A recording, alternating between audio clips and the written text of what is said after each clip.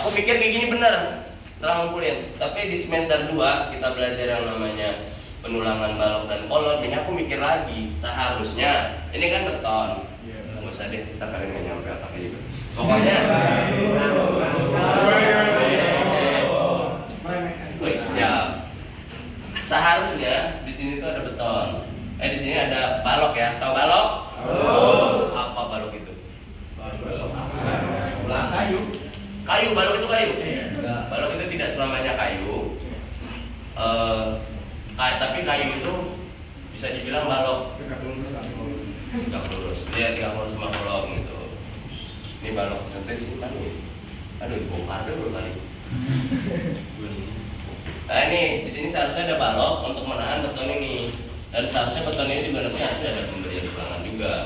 Di sini beton untuk jadi ada balok yang memanjang, di sini ada balok yang melintang, di sini ada balok yang memanjang ke dalam sono. Harus seperti itu. Paham nggak? Paham. Rafli mingkem lu, paham nggak? Paham ya? Oke siap. Nah, itu dia takutnya dan itu banyak sekali yang nanyain ke asdos aku mas. Ya ada 2 lah. Ya masukan sama Sedar karena kita takut salah kerjanya. Terus malahan ada yang bodoh amat gitu, jadi tritisannya tetap aja di luar rumah tetangga. Tritisan tetap di luar lahan kita gitu maksudnya. Nah itu dia, kalau seandainya itu diwajarkan, lalu kenapa responsi ditanya tentang tumpahan air hujan? Ngide aja itu asdos emang. Makanya itu aku ngasih tahu sekarang biar nanti kalian nggak ada pertanyaan. Ini air apa tumpahan air hujan ditanya pas responsi, tapi pas di penerapan tugas nggak ada. Makanya aku minta di offset ke dalam. Jadi kalau seandainya kalian nggak perlu, ya kalau mau buat kayak gini monggo untuk bikin arsitekturnya. Kalau mau kayak gitu silakan. Cuman ya setelah kalian lah, seharusnya kan di PS Acet juga kalian mempelajari itu. Dan juga nanti bakal aku kasih DWG untuk acuan kalian dari beberapa asdos aku, mungkin sama beberapa PDF mungkin. Terus ya itu.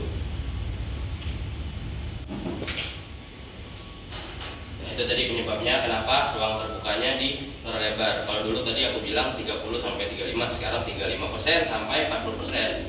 Seharusnya ada tambahan kemarin tuh pas aku diskusi sama Sotatal dengan memperhatikan tumpahan air hujan. Seperti itu.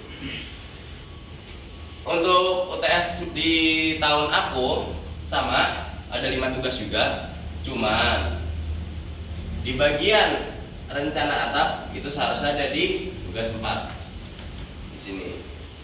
Nah, terus kenapa kita pindahin ke atas? Oke, aku jelasin dulu.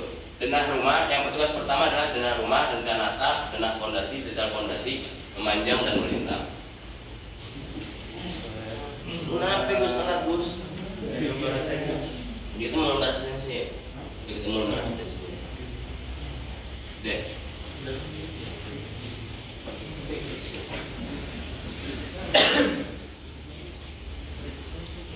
Ini contohnya.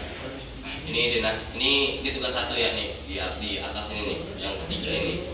Kalau aku dulu itu doang tanpa rencana atap. Kalau sekarang kalian rencana atapnya pindahin di awal. Biar apa? Biar kalian di akhir-akhir tidak keteteran. Ini denahnya, jadi dia harus memperhatikan yang namanya tumpahan air hujan. Dan ini harus benar-benar direncanakan ya, karena waktu itu aku ada berapa kali revisi ya, walaupun nggak diminta sama asdosnya, cuman aku revisi karena peletakan jendela dan pintu, terutama di jendela. Jendela itu seharusnya tidak ada di pinggir-pinggir. Kenapa? Soalnya lagi-lagi gara-gara ada masuk tetangga. Kalau seandainya ente masuk ente, lu masuk kalian masukin apa namanya jendela di sono di pinggir, ya jangan di sini. Maksudnya kan kalau di dalam realisasinya kalau tembok di pinggir sedangkan udah masuk area rumah tetangga itu kan berarti kan mengusik privasi tetangga tersebut ya kan? Ya, manuk akal kan? Seperti itu. Jadi kalau bisa jendelanya jangan di pinggir, jangan ada di belakang. Lagian lo di belakang mau lihat apa? Agak ada yang dilihat. Nah ini detail fondasi. Oke. Nanti pembuatan fondasinya ya seperti inilah.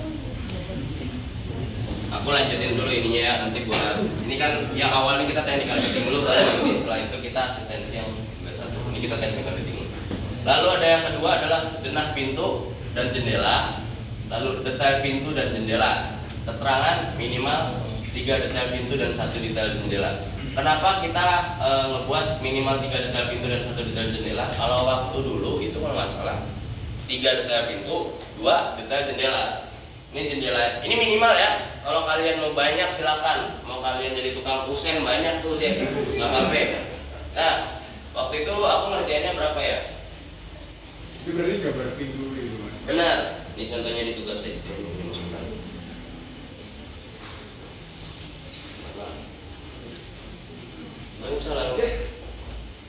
Kenapa telat? Masuk jangan takut tuh kayak masuk aja singa.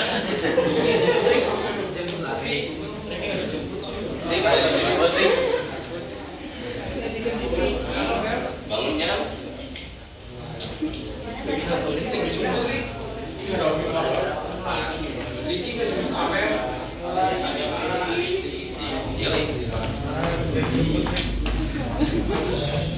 Oke, balik ya. Kembali ke laptop.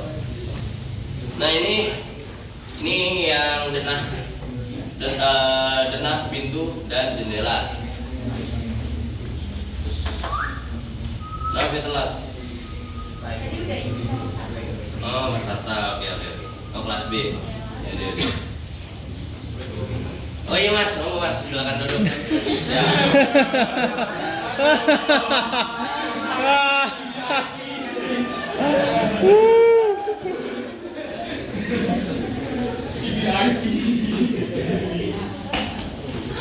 Oke, tadi gimana? Apa masalahnya? Kenapa yang di denah pertamanya itu harus direncanakan baik-baik? Karena denah pertama itu akan menjadi patokan buat di denah pintu dan jendela ini. Kemarin itu lagi-lagi kenapa aku revisi karena salah naruh jendelanya. Pas aku taruh di pinggir, kalau nggak salah kesadar itu pas lagi dibuat rencana atap. Itu baru mikir, oh iya kalau kayak gitu kan berarti kan melanggar privasi orang lain.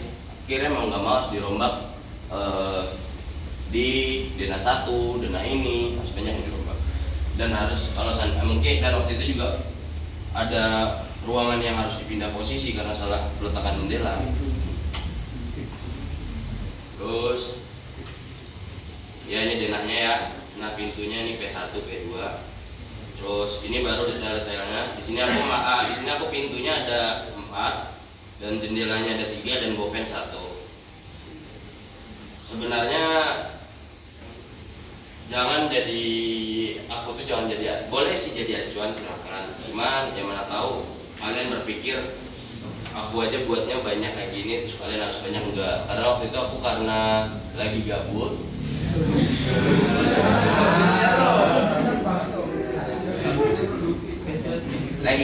karena malas mengerjakan AS waktu itu.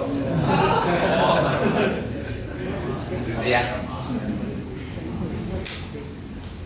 Terus detail-detailnya seperti ini. Detail banget nggak? Banget. Iyalah. Ya oke, kalau kalian mau buat yang detail silakan monggo, kalau kalian tidak ada acara. Kalau tidak ada pasti ya. Oke, saya minimal 3 detail pintu dan 1 detail jendela. Ada yang tahu nggak kenapa minimal 3 detail pintu? Awal jawab, bisa tahu nggak kenapa minimalnya 3 detail pintu? Tahu.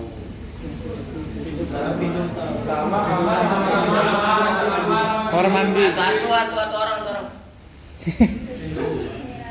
Siapa Pepin? Pintu utama, kamar, terus pintu kamar mandi. Cerdas juga. Dan untuk pintu utama, tadi kan aku pintu utamanya 2 daun ya. ini daun 2 pintu. Terus ini yang sebelah ini pintu Kamar mandi. ketahuan kan ya. Ini tahu kan ya arsiran apa ini? Kaca. Cerdas, aman lah responsi besok lah ya. Ya ketahuan. Oke, yang ini pintu kamar, 2 pintu kamar kalau aku. Terus ini ada jendela. Nah ini boven, tahu boven kan? Ih tahu 1 orang 2 orang doang. Tahu nggak boven? Tugas 3 joki sama siapa emang nih? Tugas bovennya nggak tahu. Siapa yang biasa? Ya udah. Ini kalau kalian mau masukin boven, saya diam dong. Kalau kalian mau masukin boven ya silakan. Ah terus ini, paham nggak nih maksud segitiga ini? Paham nggak? Biar simetris ya. Oh bukan biar simetris. Seperti ini. Maksudnya ini di sini, bukan tulis ya. Oke, ini anggapnya ini jendela. Wah nih pas. Anjay jendela. Nah, kan begini nih, ya kan? Kelihatan nggak boy? Maksudnya di sini nih, maksudnya engselnya tuh di sini nih. Iya. Nih, berarti yang kalau yang kayak gini berarti engselnya di atas atau di bawah? Bovennya? Di atas. Oke. Iya, jangan sampai salah. Terus lagi-lagi gunain yang namanya garis. Nih, garis-garisnya gunain. Oke, buat potongan, ini jangan lupa memperhatikan dimensinya, potongannya. Lagi-lagi kekuatan imajinasi kalian dipergunakan ya untuk memotong suatu benda. Ya lanjut ke ini. Itu tadi tugas 2. Tugas 3-nya ada denah saluran air, detail dan perhitungan septic tank.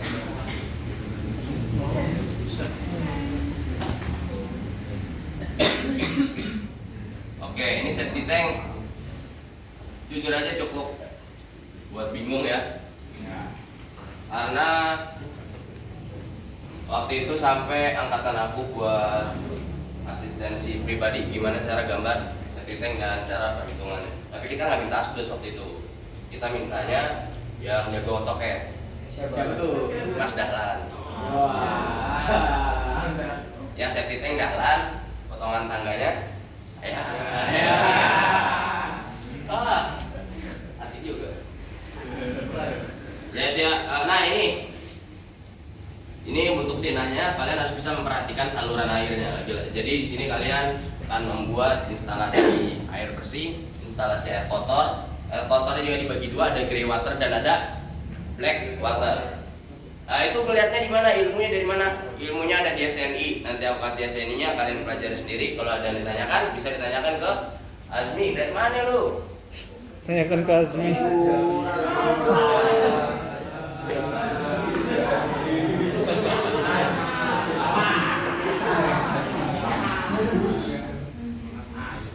Tanyakan ke Jami. Masih kan? Dia penuh apa ya? Enggak ya? Anteng ya? Nah ini kalian harus bisa nambahin aksesorisnya. Aksesoris apa? Toilet. Kloset. Seperti apa aja? Kloset. Oh iya, kloset, WC. Kloset WC. Betap. Betap ini sebenarnya sih ya pokoknya tambahin aja, soalnya kan saya mikir 15 kali 15 itu kan rumah orang kaya kan ya. Masa ini nggak pakai betap, masa ini mandi pakai gayung lope kan nggak? Kayak lope.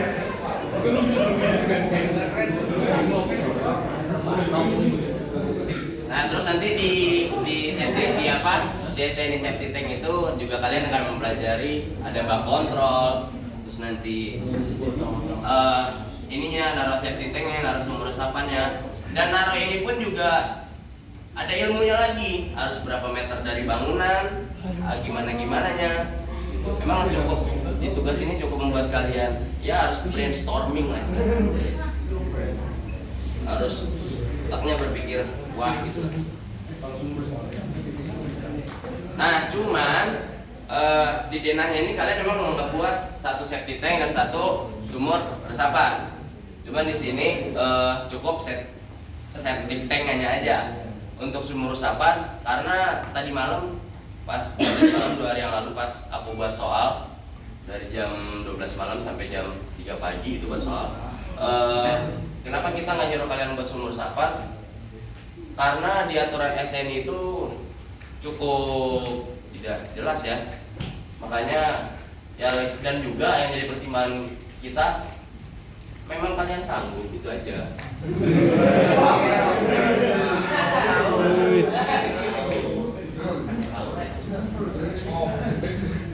Oke, terus apa lagi ya tadi ya? Balik. Rencana atap ya tadi, ini rencana atap di awal kan tadi udah ya nih. Kalau di sini aku kan rencana atap di tugas keempat, cuman kalian di tugas 1 digeser lebih awal. Udah tahu kan cara buat rencana atap? Belum? Siapa yang belum? Angkat tangan coba. Ayo ngomong aja. Siapa yang belum? Gak apa-apa, ngomong aja yang belum siapa. Kamu nih. Siapa PS Acatnya? PS Acatnya yang kedua nggak? Oh, lu sama gua ya?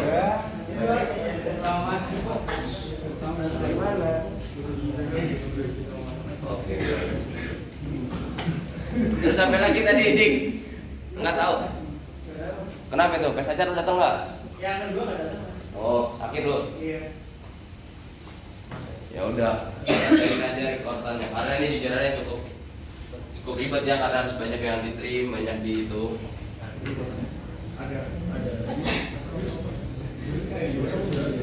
Terus yang keempat, tugas keempat itu ada tampak bangunan, ada tampak depan, samping kanan dan samping kiri. Seharusnya yang poin keempat ini ada di tugas kelima kalau di tahun aku. Kenapa dipindahin keempat? Karena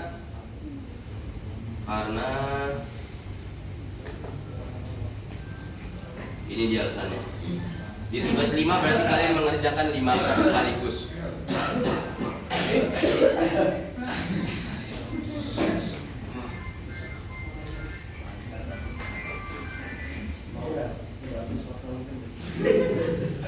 Siapa yang ditelepon? Nyokap. Di sini gue yang angkat nih. Mau diangkat dulu apa yang lu matiin? Enggak apa-apa kalau mau angkat di sini depan telepon. Oke, ini berarti ada 5 ya. Enggak, yang dulu aku tuh tugas 5 itu ada, kalian harus buat 5 kok. Bayangkan itu. Dan ini yang menjadi bukan yang nakut-nakutin, ini yang menjadi kendala para banyak wanita-wanita di luar sana. Terutama di bagian ini, potongan. Dan juga tampak depan.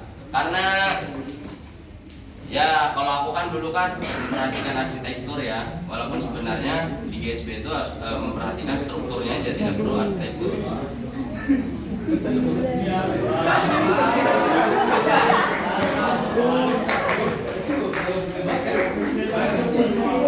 Ini tampak depan. Ini tampak depan. Waktu itu saya buat kurang lebih sehari. Wah. Nah, ini yang ribet nih. Ini waktu itu saya habis asistensi, saya langsung kerjain, dan waktu itu kelarnya 2 harian nggak salah. Karena apa? Karena saya ribet di sini nih. Bagian rencana atap. Karena di sini saya harus minta materi cutting saya buat potongan atap untuk bagaimana kuda-kuda yang baik dan benar. Ini saya pakai kuda-kuda kayu ya. Kalau kuda-kuda baja ringan itu saya belum belajar, jadi saya minta cutting yang kayu. Ini potongannya. Nah, ini potongan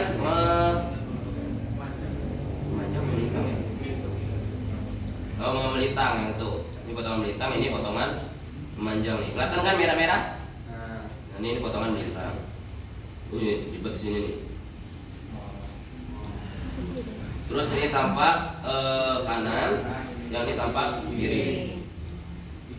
Ya, saya juga baru apa ya? Baru dengar omongan teman saya sih pas lagi masuk waktu itu baru semester 2. Dia ngomong, ternyata aku ngebuatnya kelewatan gitu. Kelewatan bagus aja. Jadi maksudnya gimana ya? Silakan kalian berkreasi segimana kalian. Kalau kalian mau ngebuat itu lebih bagus, ya oke silakan, asal jangan kelewat deadline. Kalian ukur juga kemampuan kalian. Tapi kalau seandainya kalian udah biasa pakai AutoCAD, udah biasa nge-trim, udah biasa ini, biasa itu gampang sebenarnya. Ya, aku yang itu gampang kalau seandainya udah biasa. Karena waktu itu di tugas 5 ini aku megang 5 tugas orang, itu kelar 3 hari. 3 hari, iya. Nah itu di situ 5 orang itu langsung dapat setengah juta waktu itu. Benar. Besoknya puyang, tidur 2 hari 2 malam waktu itu tuh karena ya full di depan laptop gitu ya. Kita ngobrak-ngabrik AutoCAD. Terus pikirin juga gimana caranya biar Asdos nggak tahu kalau ini kerjaan Kopas gitu. Oh, beda-beda berarti. Kita dibayar mahal-mahal, masa tidak seperti itu? Oh, Profesional, anjay mabar. Mas, Oke, tadi tugas 4. Mas Ronald, Di tugas mikir-mikir, 4 tampak bangunan. mikir-mikir dulu. Terus yang potongan, nah ini dia. Mana tadi? Iya. Nah untuk potongan tadi ya udah dijelasin. Terus kita narik garisnya di mana? Di sini nih, di denah 1. Kalau nggak salah waktu itu aku buatnya untuk garis potongan ini di tugas 1 aku sudah langsung merencanain nanti buat di tugas 5 kira-kira aku mau potong di mana, aku mau melintang di mana, maksudnya memanjang di mana, melintang di mana biar nanti nggak mikir-mikir lagi karena ya seperti itu. Ya, penjelasan singkatnya seperti itu, penjelasan padatnya ntar lah. Oke, berarti kita langsung masuk ke asistensi tugas 1 ya. Tugas dikerjakan menggunakan AutoCAD. Oke enggak, jangan tugas 1 dulu, ini kelarin dulu pembahasan. Peraturan tugas terstruktur gambar struktur bangunan. Standar pengerjaan tugas terstruktur. Yang pertama, mahasiswa wajib mengerjakan tugas terstruktur sesuai dengan jadwal yang telah ditetapkan. Jadi kalau ada deadline, kalian kerjakan sebelum deadline. Kenapa? Nanti ada alasannya. Kalau kalian mau mengerjakan ngelewatin deadline, boleh silakan. Tapi izin dulu, izinnya yang darurat. Entah misalnya kalian sakit atau amit-amit kecelakaan atau apa, yang nggak bisa menggunakan AutoCAD. Misalnya atau mungkin tangan kanan kalian amit-amit hilang ya. Itu kan nggak bisa megang mouse kan susah. Waduh.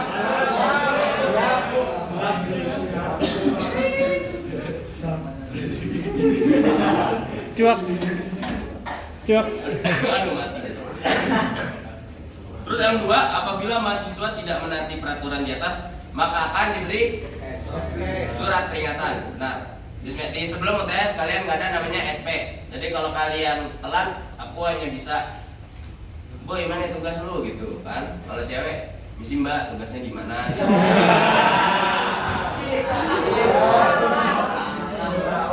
Nah, kan kalau cewek kan harus halus boy. Iya. Kan? Terus batas akhir pengerjaan tugas masing-masing topik sesuai jadwal. Ya tadi maksudnya akan diberikan deadline. Hal-hal yang belum diatur pada ketentuan ini akan ditentukan lebih lanjut.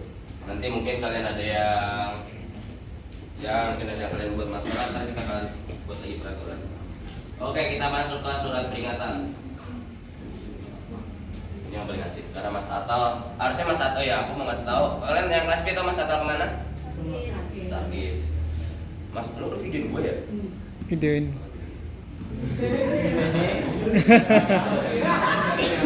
Oke, surat peringatan. Tadi aku bilang Mas Atal sebenarnya pengen datang karena ingin menjelaskan surat peringatan ini.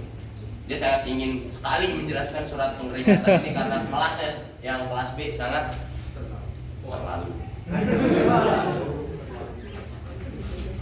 Enggak, kelas A juga sama.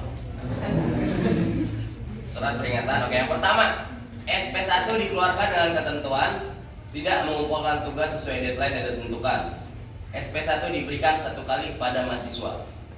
Aku sepakat sama Mas Atta, jika seandainya kalian deadline-nya 2359, terus kalian mengumpulkan 00/01 itu dihitung SP1.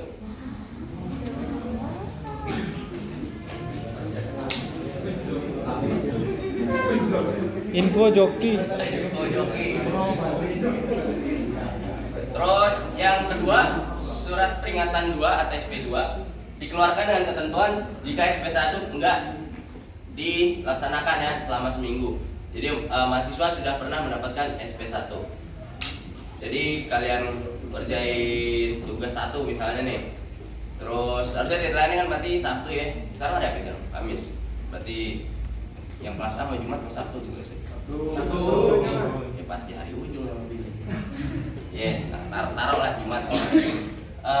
Berarti kalau seandainya deadline Jumat, tapi Jumat depannya itu tidak mengumpulkan, berarti kena SP2. Nah, terus nanti yang ketiga ada SP3. Ya sama SP2. Jika SP2 nggak diindahkan selama 2 minggu dan mahasiswa sudah pernah mendapatkan SP2. Terus jika seandainya sudah kena SP3, maka mahasiswa yang bersangkutan dianggap gugur dalam tugas. Waduh. Jadi veteran. Rin. Cuman ada ini kita lagi-lagi karena kita asdos, kita punya hati nurani ya. Jika seandainya seperti ini, di tugas 1 kalian mendapat SP1, itu kan berarti dikasih SP1 berarti sampai deadline berikutnya, ya kan? Jika seandainya kalian tugas 1 sama tugas 2 dikumpulkan sebelum deadline tugas 2, SP1 kalian gugur. Seperti itu. Paham ya? Paham. Terus kalau seandainya di tugas 3 kalian SP1 masalah lagi, baru kena SP1 Satu lagi. lagi. Seperti itu. Paham kan?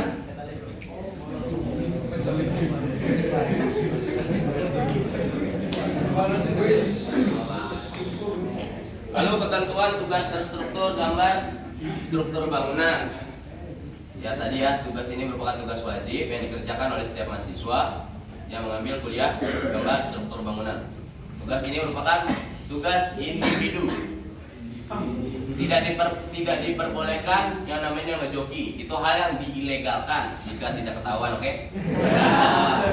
Iya dong. Kalau seandainya kita asdos tahu, itu ya mohon maaf lahir dan batin, mungkin nilai akan kita berikan pengurangan mungkin.